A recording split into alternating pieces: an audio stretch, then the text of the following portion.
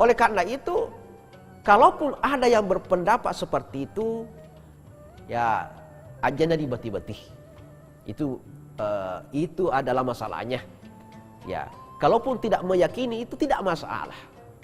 Yang jelasnya kita tetap meyakini itu, dan seyakin-yakinnya kita harus meyakini bahwa itu sampai. Apa contohnya? Di dalam kitab Irsyadul Ibad disebutkan sebuah riwayat, cerita atau hikayat. Ada seorang sahabat Rasulullah yang kemudian bermimpi. Mimpinya itu dia melihat keadaan di dalam kubur. Apa itu? Bahwa ketika dikirimkan pahala oleh orang-orang yang beriman di dunia ini, maka berlarilah penghuni kubur itu. Kenapa dia lari? Dia menyambut hadiah-hadiah kiriman pahala dari orang-orang yang hidup. Ya. Tapi ada satu ibu-ibu yang kemudian tidak berlari menjemput pahala-pahala itu. Maka ditanyalah dia, wahai ibu, kenapa tidak pergi menjemput pahala itu? Magi dia mujokal larito malai ir fakirin natolino. Kenapa tidak pergi? Apa kata ibu-ibu ini? Bahwa iya engkana fakiriku, megalade na fakiriku. Sudah banyak kiriman saya. Ada anak saya yang selalu membacakan Al-Quran kepada saya 30 juz setiap hari. Kata ini tadi sahabat Rasulullah, di mana anaknya? Kata ibu-ibu ini, ada anak saya di tempat ini, pekerjaannya adalah seorang pembuat kue. Maka ketika terbangun sahabat Rasulullah ingin membuktikan apakah itu mimpinya benar, maka dia datang di tempat yang diberitahukan itu. Maka didapatilah seorang laki-laki yang duduk membaca kue, yang senantiasa berkomat kamit.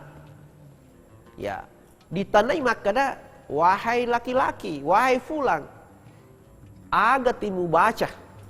Apa yang kamu baca sampai kamu berkomat kamit seperti itu? Apa kata penjual kue ini? Bahwa saya senantiasa membaca Al-Quran, saya peruntukkan pahalanya untuk orang tua saya. Dan itu saya lakukan setiap hari 30 juz. Maka inilah yang dinikmati oleh orang tua. Maka tidak setelah lama peristiwa itu, maka bermimpilah lagi. Ketul-ketulu si famous sahabat dan Nabi tak. Ya, persis seperti itu. Ketika dikirimkan doa-doa oleh orang yang hidup, maka berlarianglah. Ibu-ibu yang tadinya tidak lari ternyata juga ada ketoni lari ke sini. Jok ketoni menjemput pahala, menjemput hadiah dari orang yang hidup. Sehingga iya denre sahabat daya Nabi tak makutanai, maka dahe ibu-ibu angkatona to tak tilari ya. Sudah kamu lari juga, lari kamu juga menjemput pahala itu. Ya, apa kata ibu-ibu ini? Saya tidak punya lagi kiriman dari anak saya. Ya.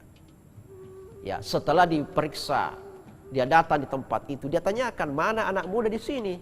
Apa kata orang di sebelahnya? Anak muda itu sudah meninggal dunia. TV One, pemirsa TV One yang sama-sama dimuliakan oleh Allah Subhanahu wa taala. Artinya apa? Bahwa anak-anak yang mendoakan orang tuanya, seorang anak yang mendoakan kedua orang tuanya, sahabat-sahabatnya, teman-temannya itu akan sampai. Karena kenapa?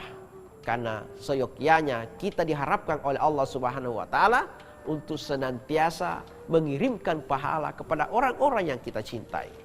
Apalagi kita memiliki anak sebagai penghafal Al-Quran. Kita titip di tahfiz-tahfiz Al-Quran untuk kemudian menjadi seorang penghafal. Ya, maka itu akan menjadi pahala kepada kita ketika dia membaca Al-Quran, ketika dia menghafal Al-Quran, maka pahala-pahalanya itu akan sampai ke kita. Oleh karena itu, sebagai kesimpulan bahwa tentunya kita sudah memahami bahwa setiap manusia, siapapun kita, mau dia presiden, mau dia gubernur, ya, mau dia camat, mau dia kru TV, TV One, yang namanya kematian pasti akan menjemput kita. Siapapun kita, merek apapun mobil kita akan pasti menemui yang namanya kematian. Tapi oleh karena itu persiapkanlah diri kita. Apa bekal yang kita persiapkan? Yang pertama adalah kata Rasulullah, milikilah sedekah jariyah. Milikilah sedekah jariyah, karena itu sangat penting, karena itu akan mengalir terus pahalanya. Yang kedua adalah kita harus, kalau kita memiliki ilmu, kita punya pengetahuan ilmu, maka ajarkanlah kepada orang ilmu yang bermanfaat kepada sesama kita supaya menjadi sedekah buat kita. Yang terakhir adalah kalau kita punya anak, ya tempatkanlah anak kita di tempat di mana dia diridhoi oleh Allah. Jadikanlah dia penghafal, jadikanlah dia penuntut ilmu supaya dia menjadi anak berbakti kepada orang tuanya. Ustaz, bagaimana saya tidak punya anak? Bisa saja kemenakan kita, bisa saja anak tetangga kita yang kita sekolahkan, yang kita masukkan dalam tahfiz. Maka itu adalah waladun salihah, siapapun itu. Inilah yang sempat saya sampaikan. Mudah-mudahan ada berkahnya.